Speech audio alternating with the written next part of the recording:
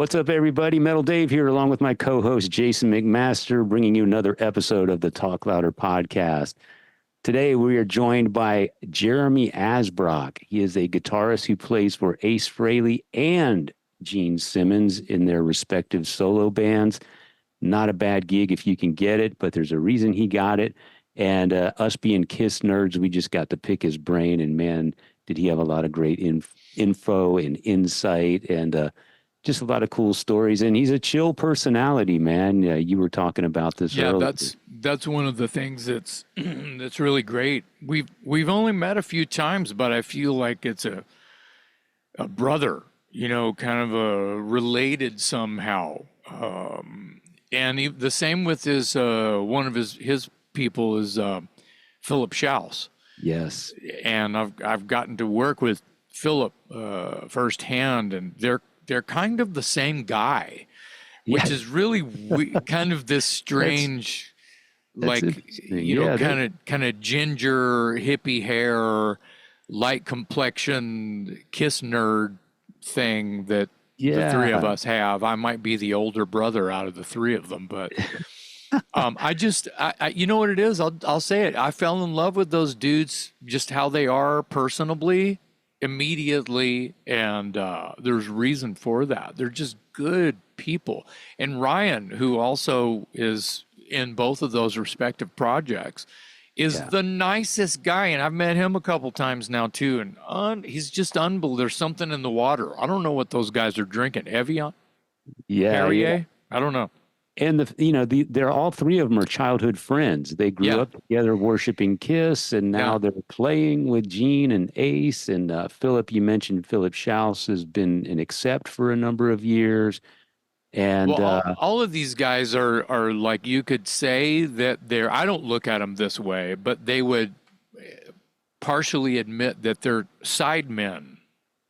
Yeah. You know what I mean? And they probably have a laugh about that, but I don't see any of them as sidemen. It's like, okay, well, sure, maybe their spots in whatever project they or whoever the boss is, that the part they play is replaceable because they're just performers in a traveling show. But I don't see them as that because of the spirit that they all have. Yeah. And the turnover is not big in those bands. Do you think Gene and Ace want to have to worry about who's standing next to them ever? Right, no way. So that proves the point again as to why my feeling is strong about, how the force majeure, the storm that they bring because it's in their blood. And the three of them have a band together. Yes. Which makes it even, Rock City Machine Company. They just put out an album. Well, I say just, it came out late last year, September, October, somewhere around there. Rock City Machine Company. It's available independently. So you have to go to Ryan Cook's Instagram socials. Go to Ryan Cook and say we sent you.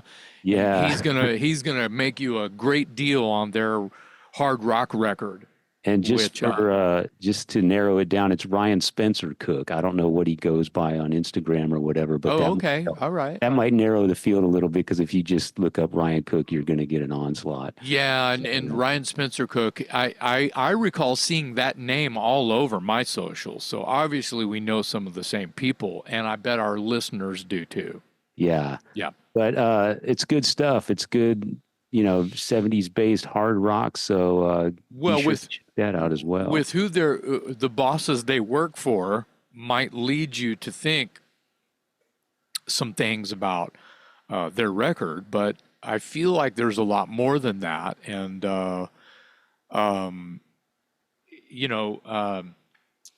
he talks about that today. Yeah, I feel like he goes into. Well, Jeremy mentions Beatles and all of the obvious like late 70s hard rock, Van Halen and AC/DC. Yeah, all of that. So. Yeah, it's good stuff.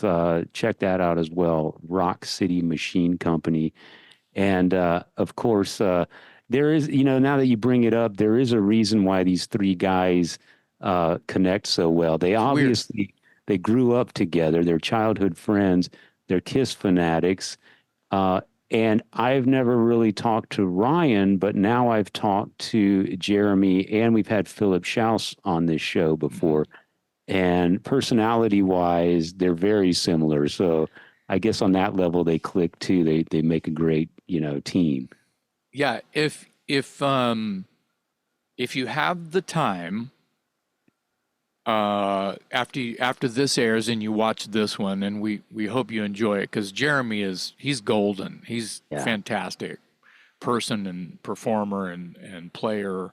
And uh, go watch the Philip Schaus episode, because if you watch them back to back, you're gonna find some things, and sure, the stories are gonna cross over a little bit as well, but one story makes the other one legit. And it kind of makes the similarities sort of click like a puzzle piece too. Yeah. So Well, they're living their dream. They grew up Kiss fanatics. They're playing not just with one of the guys from Kiss, but two of them, Gene Simmons and Ace Frehley, and it's pretty amazing. yeah, and Philip has been busy with other artists. He plays with a couple of different country artists. I can't remember the country guy that he's out with currently, but he's still a member of Accept. Mhm. And I think that I don't know. He might be over there, over the pond with Accept now, but I know that they had a replacement. Joel Yeah, Joel Hoekstra. Hoekstra was Yeah. stepping in for Philip because he had prior engagement. So it's interesting, not to go off on Accept, how that's like a collective kind of, and how Yeah. Wolf Hoffman has joyfully accepted this. It's like, oh yeah, it's cool, Philip. What do you think about Joel Hoekstra? Oh my God, yeah, hell yeah! And Joel Hoekstra's come in, and it's all these cool, mellow, rad, shredding guitar players who can just come in and get the fucking job done. Yeah. you know, I mean, it's a great time to be an Accept fan. I think that they're all getting something special, no matter who is opposite of Wolf Hoffman, and some credit to Uwe Lulis, which is the other sort of two right-hand men, you know what I mean, and Accept for Wolf Hoffman. So, Yeah. and Accept is just killing it right now. So it's funny how all of this is kind of related. Um, and I'm excited for Accept and KK's Priest, which is coming through Austin. Yeah. Yeah. Do you have tickets yet?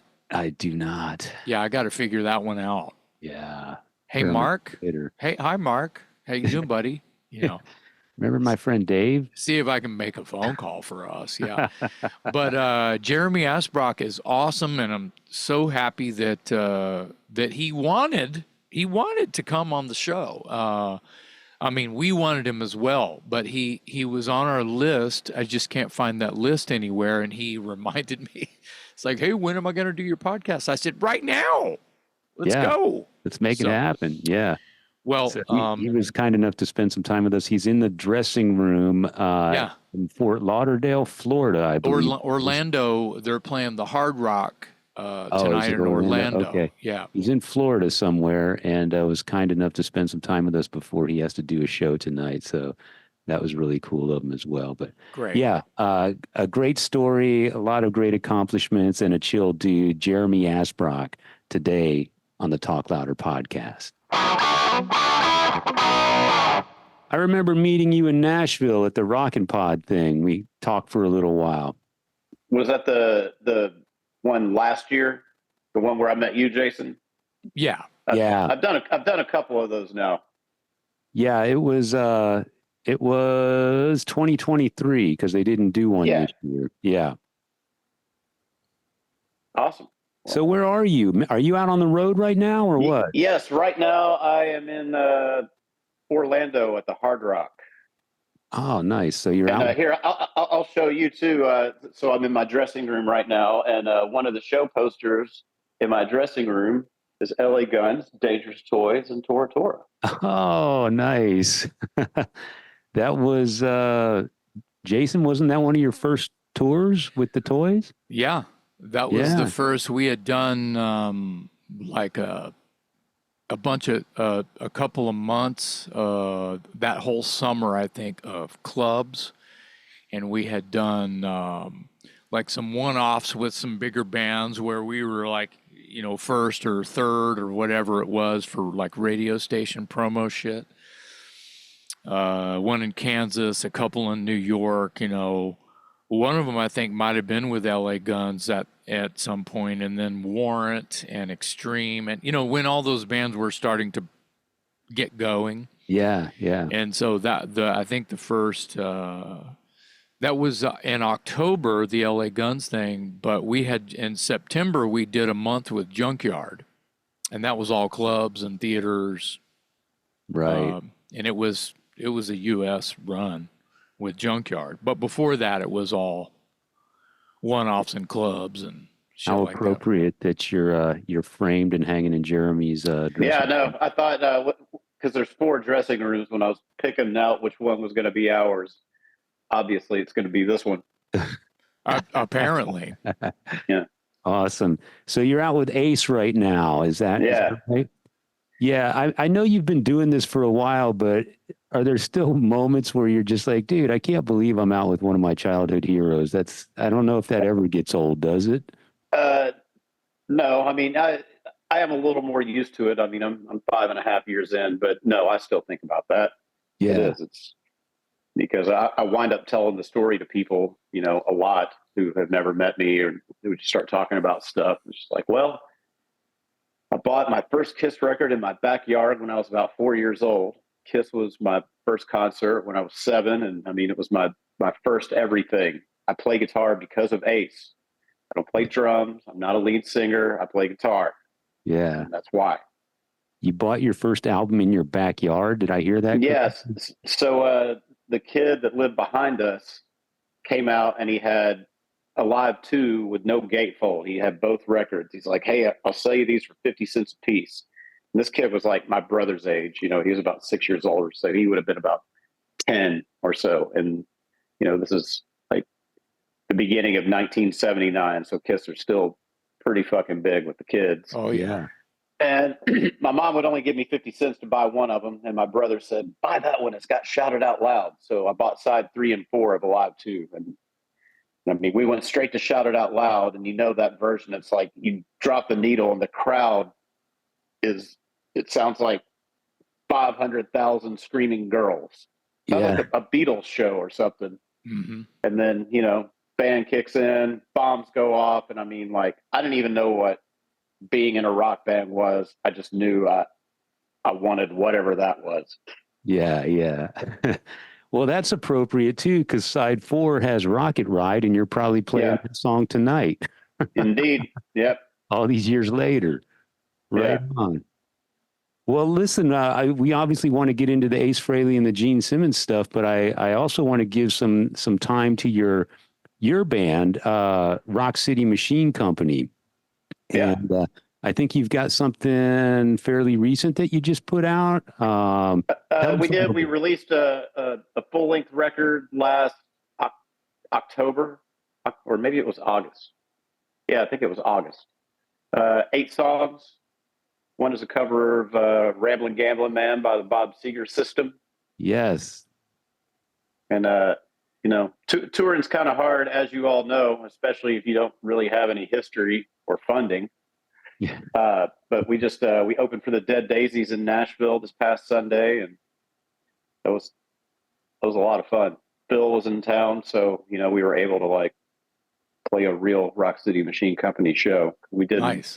We played at our record release, but Phil didn't play that one with us, and we thought we were going to be touring with Skid Row and Buck Cherry last December. So when we made the videos for the song, we kind of used what we thought was going to be the touring lineup, but that all kind of fell apart. So, you know, if we're just doing the odd show or whatever, I want Phil to be in it with us because the band was formed around the 3 of us, you know?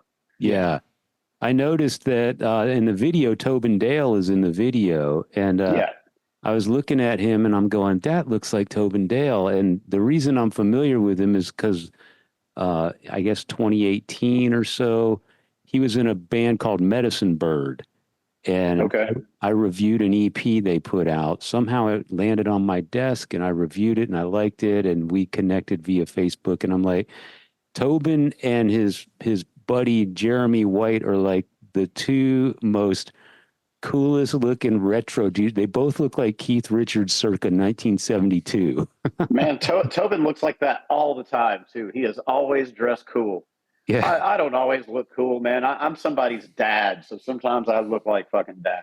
You know, just Well, you you look know, like somebody's dad with Mick Ronson hair or something. So, yeah, I still think you look cool. Well, tell us then, so the band, the proper lineup of that band, I guess, is you, Philip Schaus, Ryan Cook, and and then, that's it. You know, whoever's on drums. It's really just the three of us.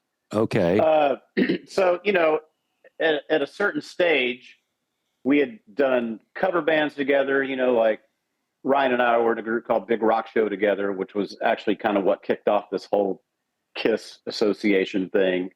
And then the rock and roll residency, which, you know, Phil and I kind of started, and, you know, Ryan was one of our main guests. But then when we left Nashville and started doing cruises and events and stuff, we kind of just added Ryan on as a full-time guy because, you know, he was the best singer and it gave us, you know, the opportunity to play more songs. yeah, So we'd had cover bands together, and then, you know, we got the Gene gig and played with Gene, and then we got the Ace gig, and then I was just like, you know, what's left on our journey together? And, you know, we Yeah. had not done original music, and people kept asking, when are you going to do something original? When are you going to do something original? And I just, one day, I'm just like, man, I guess our thing is not complete until we do that.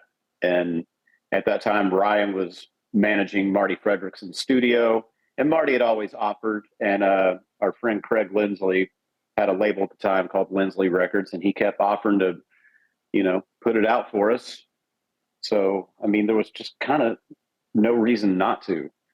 So yeah, then we started writing with Marty, and we would write on Zoom meetings just like this. Everybody's at their house, you yeah, know, pitching in ideas and stuff. And we had 7 tunes, and man, we recorded it all super fast at Marty's studio. And his son played drums because they sort of share a brain and they can move real fast. His son, Evan, engineered it and played drums, and wow, it was it nice, was a cool experience. And I'd never written with a writer as accomplished as Marty, so that was Wow. pretty cool to like work with a guy who has some bona fide hits and platinum records and stuff, and just see how they work and how fast, you know, their mind can come up with great ideas or know where the song should go. yeah. Because I don't have any hits. Yeah. Well, so what are name one or two things you learned from working and collaborating with Marty? Because Marty, I mean, he's written hits for Buck Cherry, Aerosmith. I think one thing I learned is like, don't be afraid to try an idea that might seem kind of jive to you, because maybe it's not, you know, maybe it is. And also sometimes throwing out the wrong idea helps you get to the right idea. Your wrong idea can inspire somebody else to come up with the right idea. Yeah, yeah, that makes sense. I listened to what is it, Soul for Gold, and then I saw the video for the Bob Seger song. And for anyone listening or watching that hasn't heard Rock City Machine Company, if you're a Kiss fan, I think you'll find plenty to like. Soul for Gold kind of reminded me of a Kiss song. You got That's that funny.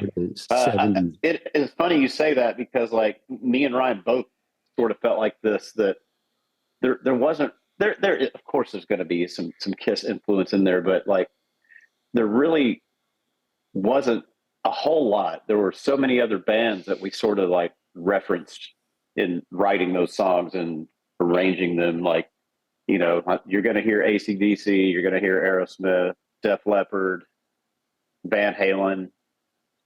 That sounds like my record collection. I've got a feeling that all of our record collections are very similar. Yeah, probably. Ryan Cook back there, everybody. Say hi. Yeah, I saw him lingering. Yeah. I saw him back there. Yeah. Well, where can people get a hold of your album, Rock City Machine Company? Right now, if you're going to have to send Ryan a direct message, like on Instagram or Facebook, and we're just sort of handling all the fulfillment ourselves. DIY, yeah. It was through the label, but the label sort of folded, so we're kind of doing it all ourselves. So whose house has a giant pallet of product? Ryan's. Okay, right. Yeah. I would be the Ryan in almost every band project that I'm in. Yeah. Like not far from me is a warehouse of unsold formats that don't sell very well. So yeah. You'd be surprised, man. We ordered CDs too, and the CDs sold out faster than the records. And I'm thinking, like, nobody's going to buy the CDs. Like, who the fuck buys CDs? Nobody. I don't even have a CD player in my car. Do you? I do, yeah. It was one of the things I looked for when I bought the car, actually. It was a prerequisite. I need a CD player because I'm surrounded by CDs all over the place, and I don't do streaming music or anything. I don't even know how to start that. So, yeah. Well, yeah, people still buy CDs. So, Jason, don't be afraid to print up discs. Well, I'm not, and they're out there, but the secret is not to press too many. Exactly. So, yeah, that's probably why we sold out, because we didn't. Err on the side of caution. Yeah, but it's better than having a pallet full of them left over 6 months from now. Right? Yeah. I hear it every year. It's like, here, I got you a present. They open it up, and you're like, you dick! You gave me the CD last year. I said, well, I got 2,000 of them in my garage. Merry Christmas. A pallet of CDs is smaller than a pallet of vinyl. Sure, yeah. Amen to that. Yeah. So let's talk a little bit about the KISS connection, because to me it's just, I mean, I want him to do a story. I'm sorry to mow over your rose bush there, Dave, but I want to hear the story. I believe Philip Schaus told the story already, but I want to hear Jeremy's version of, you're in Nashville, you've got a thing going on. How do you hear? Is it related to what it is you're doing, the residency gig, that you hear Gene needs a band? Start somewhere in there and finish it out. Okay, so I had mentioned that how did you get the Gene gig? The Gene gig. How did that come about? Right. Yeah. Okay, so I had mentioned that I was in a 80s metal cover band with Ryan called Big Rock Show. Ryan is good friends with Doc McGee. So when KISS were doing their first cruise, Doc asked Ryan to bring his cover band on Big Rock Show. Sweet. And I was not in the band at the time, so the person that they were using couldn't do the cruise. So, they asked around, and, actually they asked Philip first, but Philip had a country gig at the time and he couldn't do it. But I had been living with him. He's just like, well, the guy you want lives with me. He's here. So I wound up joining that band and doing the first cruise with Ryan. And then we got invited to the next one and the next one and the next one and the next one. And, the stage is in the center of the ship, and, the artist cabins are right behind that. So they heard us a lot. Mm-hmm. So Ryan had a pretty good reputation with the KISS camp. And then when time came, when Gene was going to do some solo shows, and it wasn't many, it was just, he was doing these things called Wizard World. It's a lot like Comic-Con. It's just like autograph things. Wow. They asked him to tie a show in with that. And, there was like 6 maybe. So through the company that puts on the cruises, 6-man, Gene called them and got Ryan's number. And then KISS Cruise 6, Ryan was on that cruise, but our band wasn't. And Gene sent him a message and said, hey, I'd like to have lunch with you on the cruise. And so that was when Gene approached him about putting together a band. And you know, I'm pretty much a shoe-in for that band. I mean, because we're all pretty much friends because of Kiss. Me and Phil are friends because of Kiss. You know, Wow. that's like kind of our direct link to each other. Yep. So at the time, Gene was just going to sing and we were going to pass the bass around, but luckily good sense prevailed and Gene played bass, but there was no reason for us to get rid of one guy. So it just wound up being 3 guitar players. Yeah. And then we did one show, set the internet on fire. And then by the next year, we had been to Japan and Europe and all kinds of Mexico, South America. Australia, right? Australia? Yeah, Australia. Yeah, I saw some of that footage. It's been years and years ago now, I think. Well, you know, within the past 7 years, I'd seen some footage of you guys. How long? What year was that? The first show came to fruition. March 2017. Okay, so my timeline is correct, and I saw some footage from Australia, and I was like, these guys have it in their DNA. Yes, we know every nuance. I mean, nuance is kind of what made us really great at it. I mean, there's not a more perfect gig for me than playing with Gene. I mean, even more so than Ace, because in Gene's band, I get to play the solos. Right. Right. And that's where those were the shoes you were wearing. Yeah. And so, yeah, we were the perfect guys for that job. And Australia in particular was like the Kiss band's dream, because we're like backing up Ace and then take a 30-minute break, change our clothes, and then back up Gene. I mean, and then Ace would come out at the end of our set and do Deuce with us. Wow. Damn. Man, the shows are really cool, but honestly, the best part of that tour was hanging out in airport lounges with those guys and just being a fly on the wall and listening to them talk. Yeah, tell us about that. Times. I was going to ask you, what's the best Kiss story you heard from those guys, or the best story in general?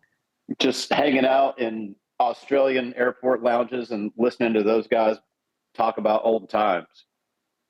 Yeah, anything specific that you remember about, you know, them reliving their past? I mean, I don't remember anything specific. Yeah. I just remember that's where I learned that Ace was a little bit deaf. Because when Gene would talk to him, he would talk about this loud right here. He's deaf. What? I even remember Gene was telling me a story once when we were walking behind Ace. And, you know, it was like something kind of funny and derogatory. And I was just like, man, he's going to hear you. He's like, he can't hear me. Ace didn't even turn around. Wow. It seems to me, and this, I'm relating this to, you know, I live in a little bit of a rural town, so there's always 2 old codgers out front with, you know, Air Force and Navy hats on, and, you know, clean cut codgers out front of the post office having a conversation. That's what this would probably be, the same type of a thing. They're just probably talking about, you know, rock and roll and not the war, right? That's right. Yeah. Yeah, because at the time, Ace was like 68. So Gene would have been about 70. Yeah, 70, 71. Okay. Wow. So, yeah. Wow. Old dudes. Yeah.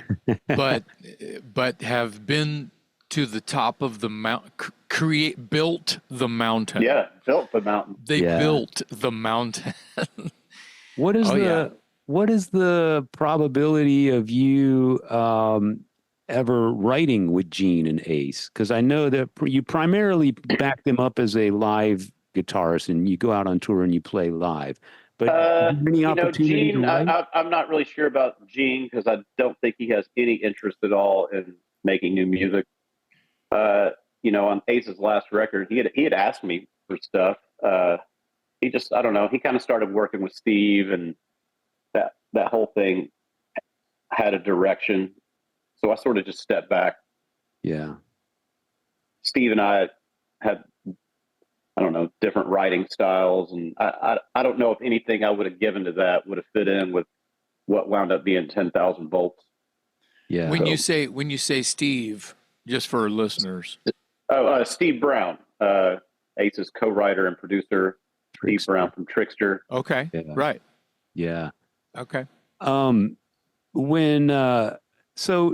When you're out, tell us something we don't know about Gene or Ace. I mean, they've been so widely reported and covered. We know almost everything, but you're in close quarters with these guys, and maybe not something we don't know, but something that surprised you. Well, everybody thinks that Gene's egotistical. I mean, and he is a little bit, but and greedy. I don't know if Gene's greedy. Gene loves money and he loves to make money, but he's also very generous and very, he's a bit of a philanthropist. And man, he can take it as good as he gives it.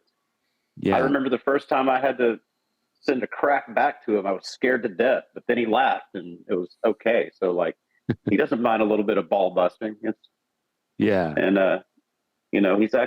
a great hang. We would have dinner before the shows. We would hang out after the shows. We would all go to our rooms after the show and like look up YouTube clips so we can watch that night show and then run an email talking about it. And yeah, man, he's a fun hang. Yeah. Loves jokes, practical joker. Don't ever leave an open drink around him because he will dump a salt shaker in there. Did that happen to you? That sounds like you know this firsthand. A couple times. If you were, let's start with Gene and then we'll move to Ace. But if you were out playing with one of those guys and you could choose a deep cut, which would it be for each of those guys? Wow, what a good question. With Gene, I wound up getting to do most of those deep cuts. The only song we could not get him to do was Love 'Em and Leave 'Em. And I'll have a lyric sheet story for you that I've already told Jason, but I carried the lyrics around to Love 'Em and Leave 'Em the entire time we toured in the event that we got him to do it. And he wouldn't budge. And he wouldn't budge on Larger Than Life either. I really wanted to do that song. He thought it was a little too slow. That's false hope, man. What a bummer. Do you have any inkling as to why he wouldn't do those tunes, especially Love 'Em and Leave 'Em? I don't know about Love 'Em and Leave 'Em. Larger Than Life, he thought it was too slow and plodding. Well, that's what's cool about that's that. kind of that's the thing, right? But I can see in a live context, maybe he wants to keep it popping. I get it, but that. I mean, I Love It Loud almost has. I Love It Loud almost has that a little bit. War Machine almost has that a little bit. I don't see much of the argument other than he's Gene and he doesn't want to do it. That's fine. That's there is no argument. Okay. All right. I think I just got the answer. But Love 'Em and Leave 'Em, what a fucking song. Yeah. Great solo too. Let's see. That was one of them. And like I said, we got to do most of the others. We did Almost Human, which is really, really fucking cool. Got Love for Sale. Oh, Charisma. Charisma is my favorite song to do with Gene. Wow. He probably never would have picked that song, but like after we did that, the first show that we did was, a bunch of Kiss standards, but then it was a lot of like R&B and Motown too, because it was an event. It wasn't a show for like Kiss fans or anything. But that went really well, and then these shows got added. And he's just like, what other songs should we do? And we were all chipping in stuff, and I always knew Charisma would be a great live tune. And if you can nail that 3-part harmony properly, that song's kick ass. Yeah. So that one worked, and we did that song pretty much every show. That's almost like a Styx harmony. Yeah, there's a weird third in there, and if you got a guy who can find that third, it's super cool. I think Dynasty is such a great album. I know it gets some flack from some people Man, that's one of Ace's best albums. I mean, Ace had more songs than Gene on that album. Yeah. I mean, he had 2000 Man, Hard Times, Save Your Love. We opened a show on the first show we did on the Kiss Cruise with Ace. because Ace did the Kiss Cruise in 2018. We opened our first show with Save Your Love, which was like, Wow. That's pretty cool. wild. So same question, with Ace, what deep cuts would you want to add to the set? Man, I keep trying to get him to do Torpedo Girl. We did that song twice on the Kiss Cruise, and I thought it went really good. Yeah. That's funky tune. Yeah. But he didn't really feel like it had like a classic Ace solo. So let's see, it was last year when we were kind of overhauling the set, and he wound up adding Speeding Back to My Baby instead. Which was great. Yeah, that's a good one. Can't go wrong with that one. Yeah. Yeah. Save Your Love, not to make this a whole Kiss nerd show, but I thought it was. Too late. Yeah. Save Your Love is, maybe this isn't the right word, but when you're talking about Kiss, I could use this. It's kind of thrashy for Kiss because it's got that feel to it. Yeah. Yeah. Okay. Thrashy. Well, you know what I mean. It's it's gallopy, and I mean it's not Iron Maiden, and it's not Judas Priest, and it's not a thrash song, to be clear. But the whole and even the chorus to it. The chorus to it is maybe even a little punk, like da da da da da da da da da da da da da da da.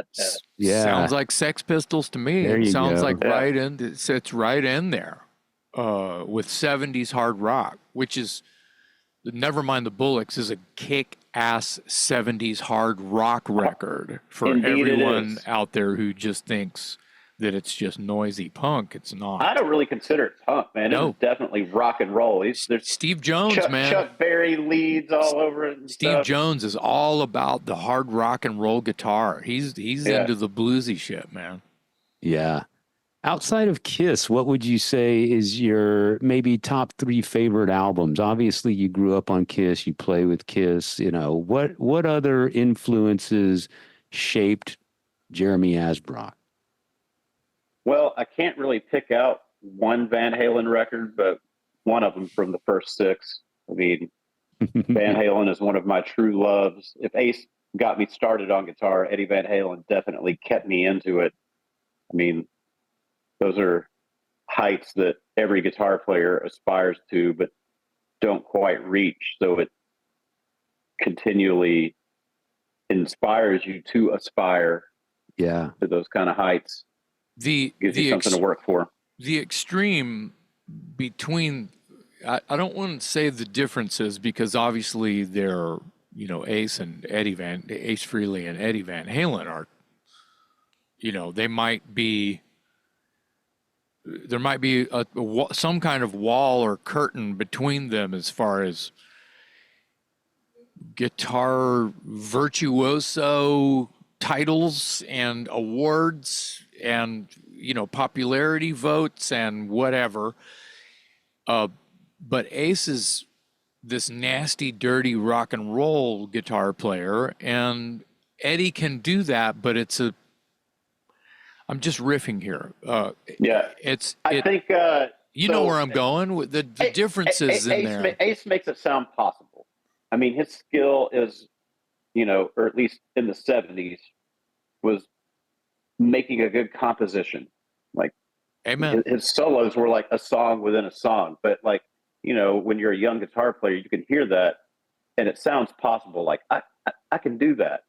Whereas, most of Eddie's stuff was just like, you're never going to be able to do that. but hold on a second. When you think about, because Eddie is a Kiss fan, Eddie was a Kiss fan. So you think about the solo in Running with the Devil. That's a possible guitar solo. I mean, I could see Ace playing something like that, is my point. Now, well, then there's the Christine 16 solo, which Eddie Van Halen wrote. And hello. Said, I just want you to play that right there. And, that's what happened. Nice. That's a beautiful thing, isn't it? Yeah. But I mean, the extreme of Eddie Van Halen and the extreme of Ace are completely different planets. Yeah. But yet they also can be in the same atmosphere at the same time. So I feel like you, as a guitar player, and saying that Eddie kept you in it and Ace is your muse. Like you're Ace set the path, and Eddie kept me on the path. there you go. Yeah. Yeah. So as Wow. someone who's an Eddie Van Halen fan and spends so much time with Gene and Ace, that I'm glad that you brought up the there was that period around the Love Gun album where there was a lot of talk about Eddie maybe sneaking into the studio and laying down some solos or contributing to that album in some way or another. Do you have any insight into any of that? Other than playing on the demos for Got Love for Sale and Christine 16, no, I don't believe that for a second. Besides, they recorded that in New York City, and Right. Yeah. I know. I mean, we all know that Eddie wrote the solo to Christine 16, and I mean, you could listen to the demo and be like, yeah, wow, he didn't fucking change a thing. Other than that, nah. I mean, you can I don't know. You know what Eddie sounds like when you hear it. You can go, that's Eddie Van Halen. Mm-hmm. And I definitely don't hear any of that on the Love Gun album. So Yeah. Well, that was kind of because when you hear Ace play, you know that it's him. yeah, But Right. so it's really cool that Eddie can write an Ace Frehley or something for Kiss that fits Kiss and not just, he's not being Eddie Van Halen. His abilities were everybody. I mean, which is funny because if you listen to those demos, it does sound like Eddie Van Halen. Okay. And that's like kind of one of the interesting things is you can take those two guitar players and they can play the exact same solo, but they don't sound alike at all. No. Like Eddie sounds like Eddie playing the solo, and Ace sounds like Ace playing the solo. Yeah. Yeah, I think it's preferences at that point. Yeah.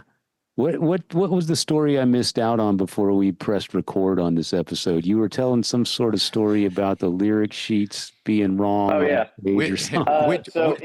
Disclaimer, whichever part of that story you can tell, I need to say that. Yeah.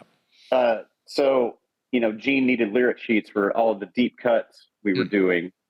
And I would have to take 8 pieces of paper and tape them all together to make this giant sheet so I could make the letters big enough for him to see. Because, like he wore sunglasses on stage and, he's a bit older, so his vision's not perfect. So there would be these gigantic lyric sheets at his feet.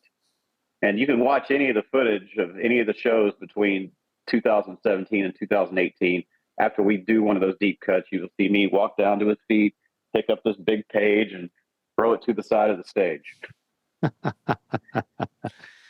Was there some sort of mishap or something that I thought I heard something earlier about you had the wrong lyrics down on the floor? Oh no! So at the Sydney show this in is Australia, good. This is good. Like we would play with Ace and then take a 30-minute break and change our clothes and then come up and play with Gene. Well, at that one show, I'd forgotten to take the lyrics to the stage, and we go into the song "I," which he needed a lyric sheet for, and as soon as he was about to sing, I looked down and noticed that I'd forgotten to put the lyrics at his feet. And then we get there and he just opens his mouth, but I don't think anything came out because he doesn't know the words. I mean, Kiss uses teleprompters and, he's very, very accustomed to that. But until Jason gave me his new method, there was no way to tour with a teleprompter. So, and he wasn't going to get one in every city, so it just that was our workaround. I have very neat handwriting. How did he recover from that mishap? He's on the spot, you're on the spot. It's like, now what? Luckily for that song, he would sing the first verse, and me and Ryan and Phil would all sing a verse too. So when he gets through his verse, we're all good. We know ours. Okay. I was yelling at a stagehand, like, go down to our dressing room. There's big lyric sheets. Get those now. That's awesome. See, Do this you is the do you- kind of stuff we don't get anywhere else. This right? is great. Do you think phonetically he could have like had a spark? Da dum ba da da da. Yeah, Do you think he could have yeah, like? he'd get like a line. It might not even be from the right verse or something, but That's okay. Spit something out. Yeah. Yeah. Well, Um, phonetically, I think that he probably could have mustered, but he didn't. He just yeah. froze a bit. Yeah. I can't remember. I'd have to watch the footage again. I just remember him looking at me and like with a bewildered look in his eye, and me kind of freaking out, like, "Oh man, I hope he doesn't let me have it after the show." And he didn't. He was just like, so like that's not going to happen tomorrow night, right?" And it's like, that only happened one time, Mm-hmm. just once. Yeah. You're doing all right, man. You're doing all Yeah. right. I saw something. I think it was on your Facebook page. You were talking about the cherry medicine video, and your comment was something like, "If you would have told 15-year-old me that that I'd be in this Ace Frehley video, and apparently with your wife as well." Yeah. Um, and then I started watching the video. I'm trying to figure out which girl is your wife, and then I think she's the girl with sort of the shag, the shorter Yeah. shag haircut. Okay. Because my clue was at some point in the video, I saw her kind of, had her hands all over you and everything. I'm going, okay, Yeah. if she's on set, then that's probably her. Um, tell us tell us about that video shoot and how did you break the news to your wife that she was going to be in the video, and what was her reaction to that? Because that's pretty cool. I don't know. Like a few weeks before, we'd kind of gotten a rundown on sort of what the video is going to be, and Ace asked, he's like, "Hey, do you think your wife is going to be in it? Lara's going to be in it, and her daughter and some of her friends, and Scott's going to bring his girlfriend. Ryan's girlfriend Jeannie was working that weekend. Otherwise, she would have been in it also." I don't know. It was just pretty cool because it was like kind of a cool little experience for my wife and I to have. Hey, we were both in this Ace Frehley video, and you've got my inner child. Wow, I'm in a fucking Ace video. Yeah. Like I'm in the video, and that's there forever.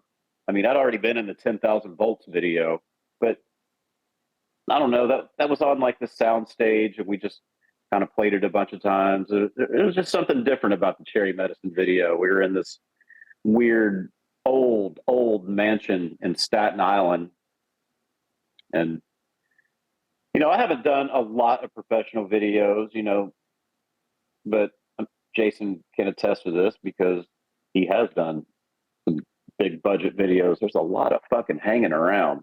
I mean, I think yeah. we only ran through the song like 6 times. Yeah. And the rest of it's just waiting and waiting and waiting and waiting. Like being in the studio. Yeah. Yeah. Hurry up and wait. Yeah. And then you do it, and like whatever you're doing takes a few minutes, a few run throughs. I mean, yeah. And then you're waiting for the next thing and waiting and waiting and waiting. And Well, then, like with videos, they're just like moving cameras around and trying to get lighting and trying to make it look good. And then when they make it look good, you run through the song twice. And like, okay, cool, we got it. Well, that sounds like it. Was the car, what kind of car is that Ace is driving in that video? I think it was a Ferrari. That's what I thought too. Now, was that his car or is it a rental? No, it was a rental. Ace has a Bentley. He has a nice car, but he does not have a red Ferrari. Oh, I'm sure. I'm sure. Here, some funny trivia about that video and my wardrobe. So I was putting on my pants, and I completely ripped the crotch. I mean, it's ripped. And I'm saved by the fact that I'm wearing black underwear. And, in the video, I've got a guitar over me. But yeah, man, my balls are hanging out in that whole video.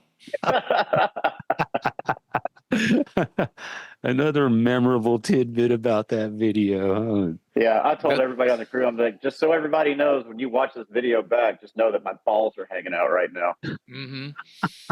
Now no one will look at it the same way again. That's called air condition. Yeah. Well, it was in February, so I didn't need air conditioning. Right. Oh, February in New York. Yeah. Mm-hmm. Wow, man. So how long is this run? You're out right now with Ace. How long do you guys typically go out? Well, like the thing we're doing now is we'll do like a one-off or two shows. Uh, we started, we kind of got busy at the end of May, and we're out every weekend until the beginning of September. But there's like two shows. We're in Orlando tonight. We'll be in Woodstock, Georgia on Sunday, which is like a little bit north of Atlanta. And then go home, and then we'll leave again on Thursday. And then we're playing Marion, Illinois, and Decatur, Illinois, and then go home. Oh, and then we're off the next weekend. But then the weekend after that, it's like all one-offs in July. And I wish I could tell you where they are, but off the top of my head. Nothing in Texas, though. No Texas. Yeah. I'm not really, they sent us to Texas the last week of July last year, and I can't figure out why. In fact, they should just shut down concerts in Texas in July. It is hot. You guys played the hot spot. Aptly named an outdoor venue in fucking July in Austin. Like, Cedar, fucking greenlit that. Out in Cedar Park. Yeah, that was hot. Yeah. Me and Dave we just saw Saxon and Uriah Heep there a couple of weeks ago, and it was burning. It was burning then, just like it was burning. Yeah. You said something hilarious to me when you pulled me backstage for a visit, and all of your guys. That was one of the first time I met Ryan, and all of your guys they're so nice. Ryan is so nice. Yeah, Ryan is one of the just nicest dudes. Good dudes. Anyway, you, with a straight face, you said, "Jason, I see that you've surgically removed all of your pores." I use that all the time now, by the way, because even at the Saxon Uriah Heep, I was wearing a long sleeve black. Yeah. Weather jacket, and it's just like, God damn, it was hot there. 108 degrees out there, and in the shade. And I was talking to Brian Tatler, Diamond Head, who plays in Saxon now. He's like, how are you wearing that long sleeve shirt? I said, because I've surgically removed all of my pores. He didn't think it was as funny as I did. I'm pretty fortunate, though. I don't really sweat that much either, and most of the time I can come off stage with not even glistening. My hair still looks good. Same. But then there's like Ryan and Phil, they fucking sweat when they swim. Wow. Yeah, there's another one. That's a great one also. Hey, has Ace ever let you play the Smokin' Les Paul? Not on stage, but backstage or sound check or anything? Oh, yeah. I've messed with that guitar. Yeah. Wow. Is that an original from like back in the day? No. Okay. Back in the day, they were using like real smoke. This is just like a fog vapor type thing from a liquid. So it's, it's fire code safe. Not going to set off any smoke detectors or anything like that. Right. Because then you have to get the fire department involved and all that shit. Yeah. You said Inspectors. earlier that when you travel with Gene, you guys actually spend a fair amount of time in the hotel and et cetera. You don't just show up and play the gig and everyone goes their separate ways. Is it the same with Ace, or does... No, it is as different as it could. The experiences are as different as they could possibly be. I mean, Gene likes to brag about this in interviews now. There is no crew. There's no managers. There's nothing. He shows up, we show up, and then we all just kind of move together. Ryan kind of took care of Gene and all of his details. I took care of set lists and lyric sheets. Phil took care of Gene's bass world and made sure the bass was in tune and ready to go. And that's it. And Ace, he's got his entourage. We call them A-team. Band and crew or B-team. We all travel separate. I see Ace when we go on stage. Wow. Okay. Interesting. Hey, however the machine rolls. Yeah.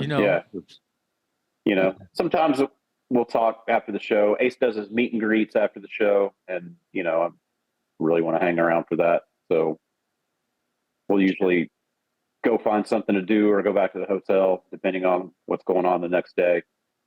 Yeah. Yeah. What is what's your favorite Kiss album and your least favorite Kiss album? My favorite Kiss album. That's tough. Yeah, I can't. Like the Van Halen thing. I can't pick a favorite Van Halen album from the first six. And I don't even know if I can answer that by force, because the first three records and Destroyer, Rock and Roll Over, I like them all equally. I guess Alive 2 would probably mean more to me because that was my first. Yeah. But then that's just side 3 and 4. The first record my mom actually bought for me after I discovered that I liked Kiss was the first album. So that one's going to sit pretty high with me. And if you think about it, like out of all of their albums, man, most of their standards that they played until their dying day was off that first record. I mean, Strutter, Deuce, Cold Gin, Firehouse, Black Diamond. Yeah. I had this conversation with somebody just the other day. Whenever you hear discussion of great debut albums, everybody points to the first Van Halen, everybody points to Appetite for Destruction, and rightfully so, I get it. But that first Kiss record, and I said the exact same thing, there's half of that album is in their set list today. Yeah. If not more. So that album has stood the test of time very well. And I don't know that, I think a lot of Kiss, fans tend to point to some of the more, like my first album was Destroyer. So that one's Alive 2 for me. That's the first one. So it's the most sentimental, and people point to Rock and Roll Over. And my other favorite is Dress to Kill. But yeah, I like Dress to Kill because it's very, there's something about the cleanliness of the sound. It's a very tidy, clean sounding record, especially coming off of Hotter Than Hell, which sounds like murky. Yeah. But that first Kiss album, for sure, it's never mentioned in the conversation of great debut albums, but it most definitely. Man, growing up, Destroyer was probably my least favorite because when I was a kid, it didn't sound like Kiss to me. And then like all of those songs that were on Alive 2, I like the Alive 2 version better. Yeah. Mm-hmm. When I grew up and learned about making records and Bob Ezrin and all that stuff, I developed a much deeper appreciation for it. Yeah. Yeah. Do you think that, let's talk about the first Kiss record just for a second. I mean, I feel like I have some personal feelings that I realized much later on. I was too young to give review to what is actually happening in those songs and maybe what other bands in the late 60s that were influencing them to write those songs. But I feel like, trying to form a question. What do you know for fact, and how do you feel, much like I said later on, about the influences those guys had on each other and each other's influences when they were putting together, in my opinion, again, what a record that encompasses proto-metal, glam rock of that time, as well as glam rock of the future, and even like shit that sounds like Nazareth and Humble Pie to me. What do you take from when you listen to that record they made when they were in their 20s? It's funny. I wrote a piece for somebody's book that's coming out soon about Kiss, and everything I wrote actually wound up being a love letter to Peter Criss, basically. And until that moment, I didn't realize like how important Peter Criss was. Wow. to their music and how they sound. Because if you think about some of his drum parts, no other drummer would have played that. Like the chorus that got to choose. Most drummers would have went ba, da, da, da, da, and just played a straight beat. He's like da, da, da, da, da, da, da, da, da, da, da, ba, ba, da, da, ba, and he's basically playing a fucking drum solo in the chorus, which Yeah. is weird. Or 100,000 Years, you know, when he's like, and he even does the same thing in Detroit Rock City. Like Correct. most rock drummers would just be like, you know, playing something real straight. So I don't know, man. It made their music a lot different. And then Paul Stanley's rhythm guitar playing, like he would throw, like if Ace is playing a riff, he would play like a weird third thing, like for instance on She, when it gets to the part, it's like doom da da doom da da da doom da da doom da da da da da da doom da, and then it repeats again, and then Paul plays this weird fucking third note thing over it.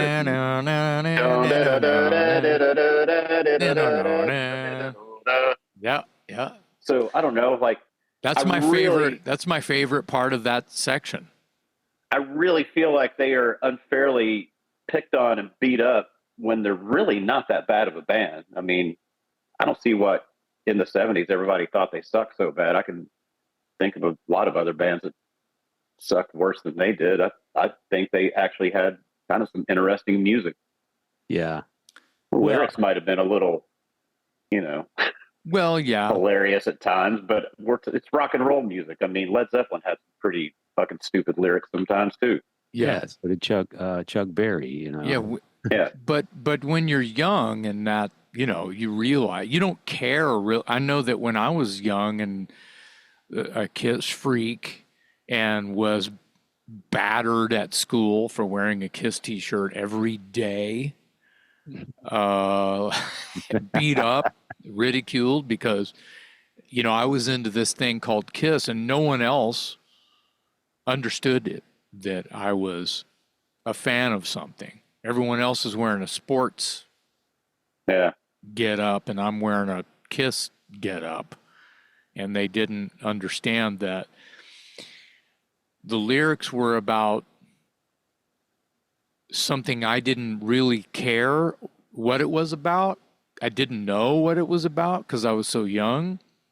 And then later on when I realized what it is they were about, you know, that's when hell broke loose. But yeah, it's kind of interesting when you're young and you're 7 years old or whatever, and you're singing Ladies' Room. Yeah, or Nothing to Lose or Love Gun. Like, oh, he's singing about his dick. Oh, he's singing about anal sex. Black Diamond. Yeah.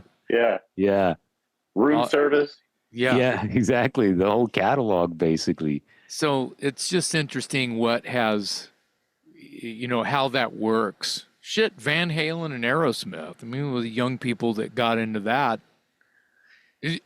Older brothers are really guilty for turning their younger. So I have an older brother. He's 6 years older than me, but my brother was into like the new romantic British, like new wave thing. Like he liked to Flock Seagulls and Duran Duran and all that stuff. It's like the bathroom in our house was the Great Divide because my room was like fucking Kiss, Van Halen, Motley Crue, Rat, Scorpions, you know, Quiet Riot, Twisted Sister, and then you cross the bathroom and it's Duran Duran, A Flock of Seagulls, The Fix, and you know, stuff like Thompson Twins, stuff like that. Yeah, that sounds pretty cool, actually. Yeah, you guys kind of had your own thing. Yeah, and he played drums and I played guitar, and you know, somehow that would all, I don't know, it all worked together. Yeah.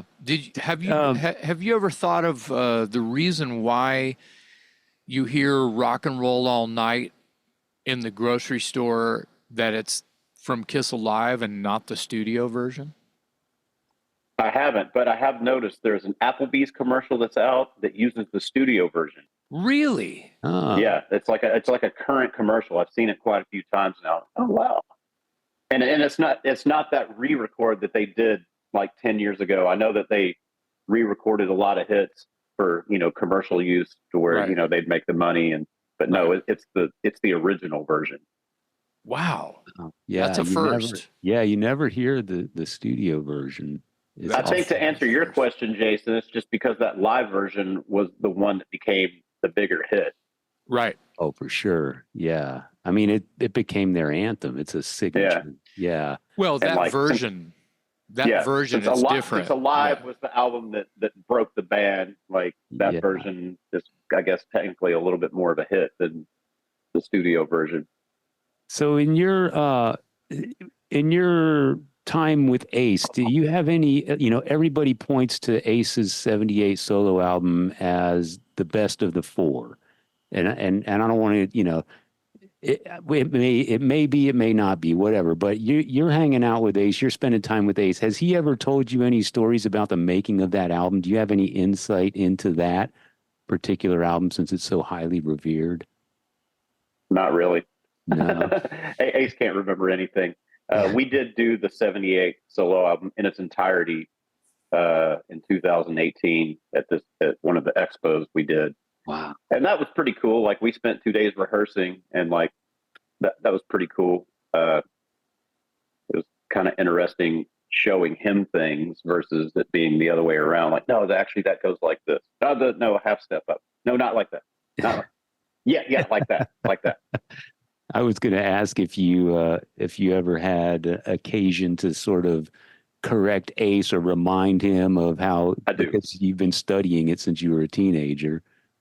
Yeah. I have, and that still happens, and I'm very grateful that he trusts me. Yeah. Yeah. We I'm were gonna talking. guess- We were talking a little bit about that earlier, about you being able to play solos, and what made me think of it is what something Dave just said about you can play solos that you were learning how to play in your bedroom growing up more than you can, because you don't sit around listening to your own shit. Yeah. You can play Ace's solos or Eddie Van Halen solos. You know them better than you know your own solos that you wrote. Right. Without thinking about it. Yeah. Because like with your own music, you kind of have to think about it, because we talked about this earlier.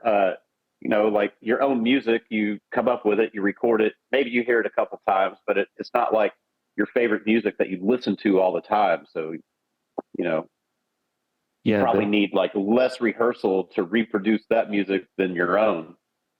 Yeah. Right. It's muscle memory. Yeah. Yeah. We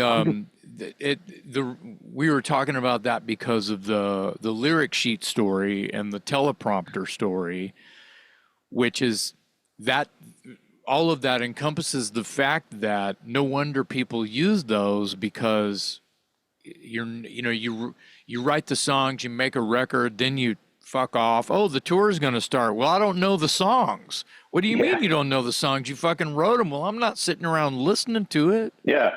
Yeah. So you have to think about all of that, and people don't think about it. I mean, unless you have a ritual, and not everybody practices that way, so to speak. Yeah. Yeah. I'm going to guess that much like me and Jason, and you have quite the Kiss collection of memorabilia, and you don't. You're shaking your head. No, He used to.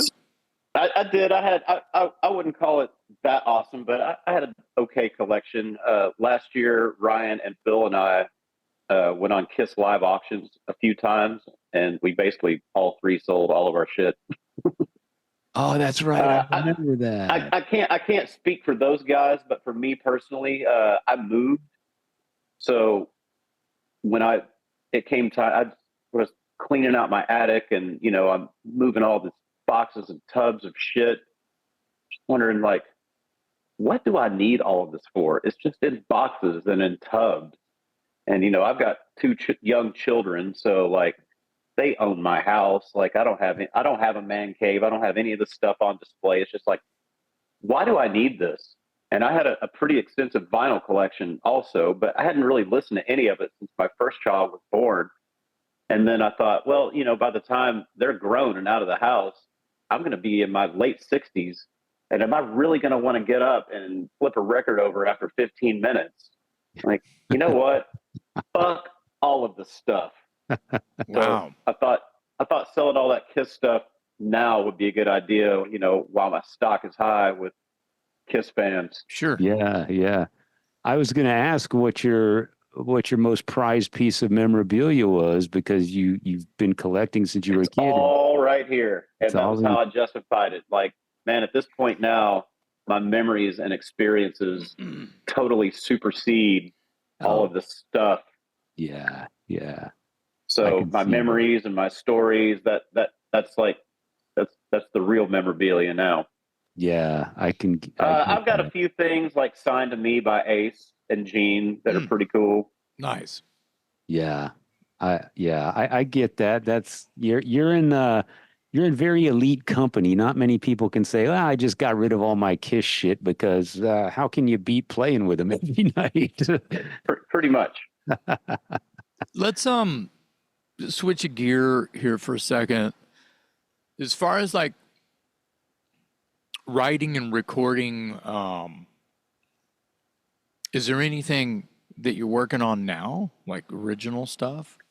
Not really. We're just kind of pushing the Rock City Machine Company album and, you know, trying to keep it afloat and make its legs grow longer and, Yeah. you know, have as much life as possible. I definitely don't feel like we've exhausted anything. I mean, So we haven't sold out of our initial pressing, so there's still work to do.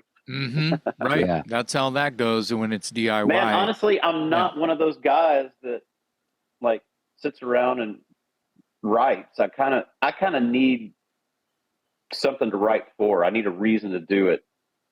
Okay. I did that more when I was younger, but you know, like, you know, original music these days is just it's easy to make it at home and I guess put it out, but I don't know, man. That's just not really something I do. At a certain point in my life, being a live musician kind of took over my life, and playing shows is more of my thing than. Yeah.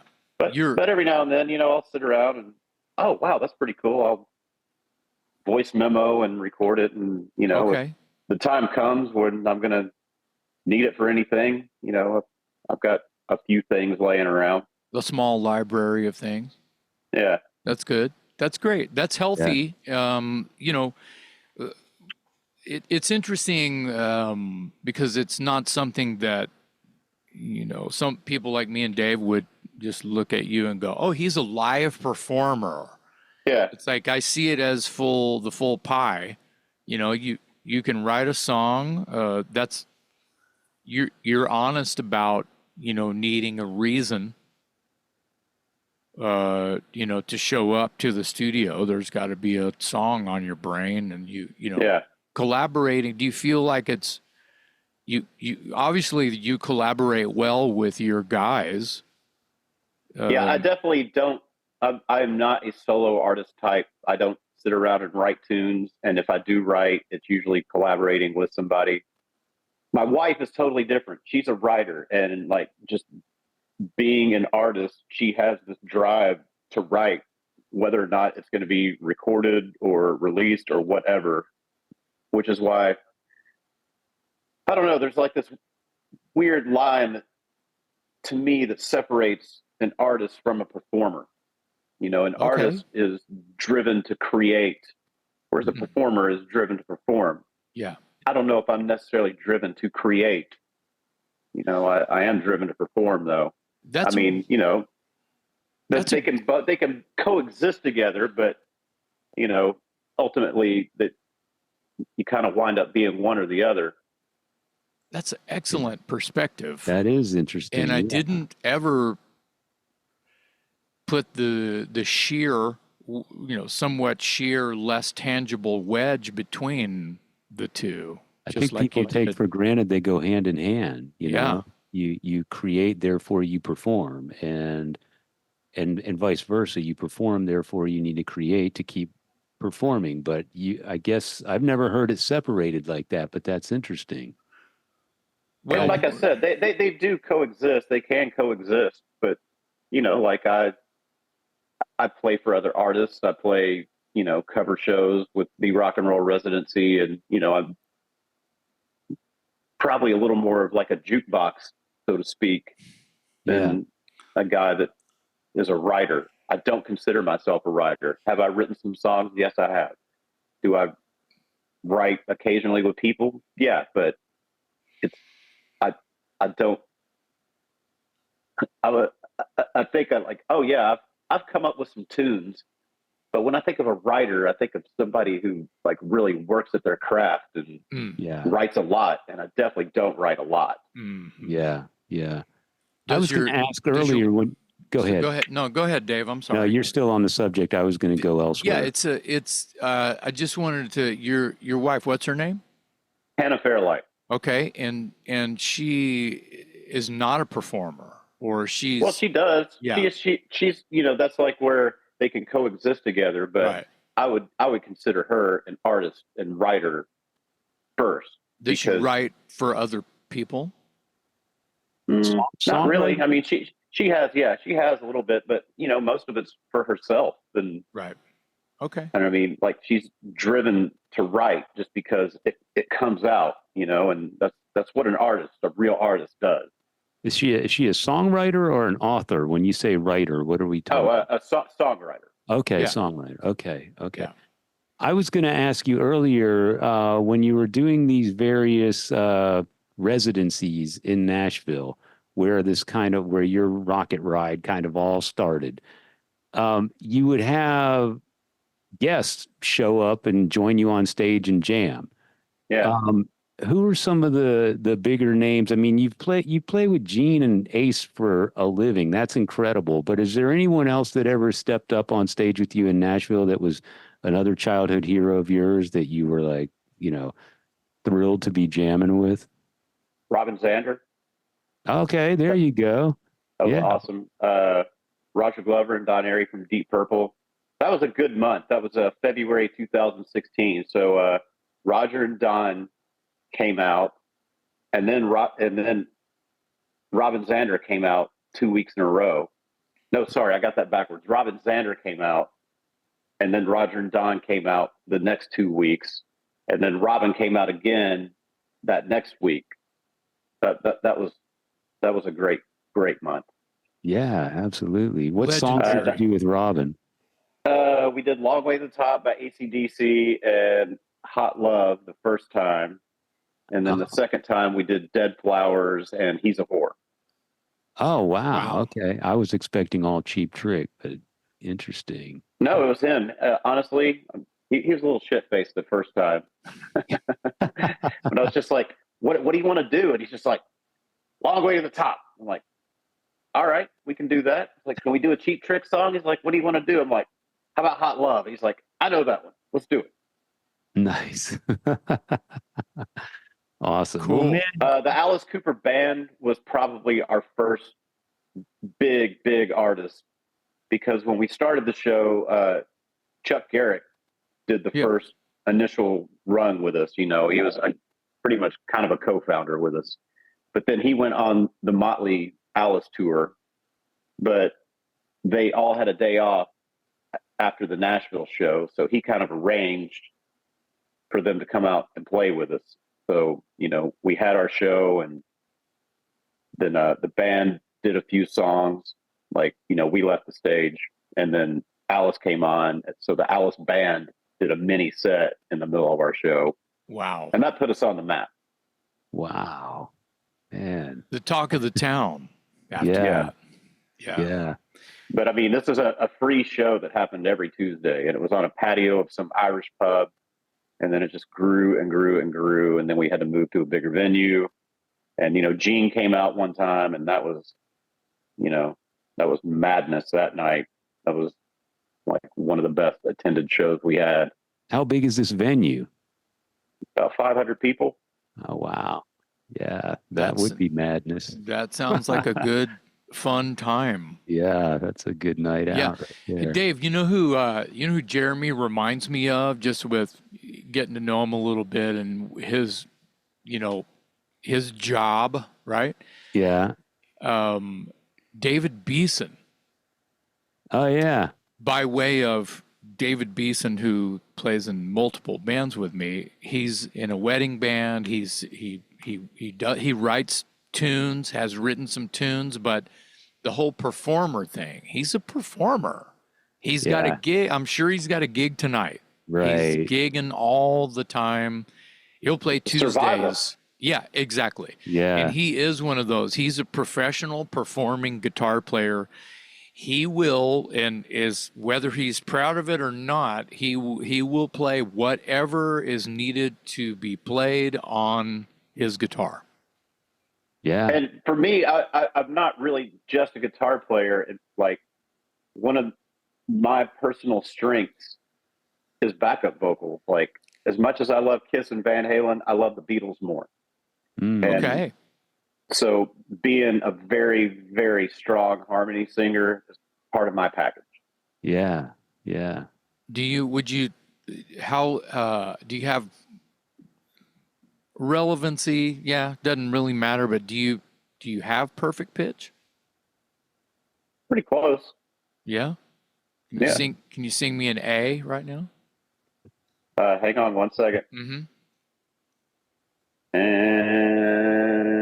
And Nailed it. Jason. I got a guitar right here. You nailed it. That was it. There you go. Fucking whole nailed it, bro. package. Yeah. The whole package. Well, Well, I don't man. got nothing else. The guy has Yeah. perfect pitch. And he's got to get ready for a show tonight. So, man, what a great story, and what an amazing life you've led. And we wish you success with Rock City Machine Company, man. I know we spent a lot of time talking about the obvious. It's hard not to talk about Gene I and know, Ace yeah. when talking to you. But we want to give you some props on Rock City Machine Company, and wish you continued luck with that whenever you guys pick it up again. And of course, continued luck with Gene and Ace, and hopefully we'll see you in Texas. Maybe not in the summertime, but at some point when I'd like to come to Texas in like October or something. Yeah, yeah, Yeah, exactly. it'd be like going to Vegas. You're gambling with the weather because it could Yeah. be 95 in October too. So We've worn shorts at Christmas here in Texas, and yeah, and speak for yourself. yeah, Jason doesn't wear shorts. I can't imagine Jason in shorts. It just Well, Thank you, Jeremy. You know why? Thank you. Thank You you. know why? Because his pores have been surgically removed. I can dress in the preacher's outfit year round. Any climate. Well, Jeremy, thank you so much for your time. Have a great gig tonight with Ace Frehley. Thank you for having me. Appreciate you spending some time with us. On behalf of my co-host, Jason McMaster, I'm Metal Dave, along with our special guest today, Jeremy Asbrock, on the Talk Louder podcast.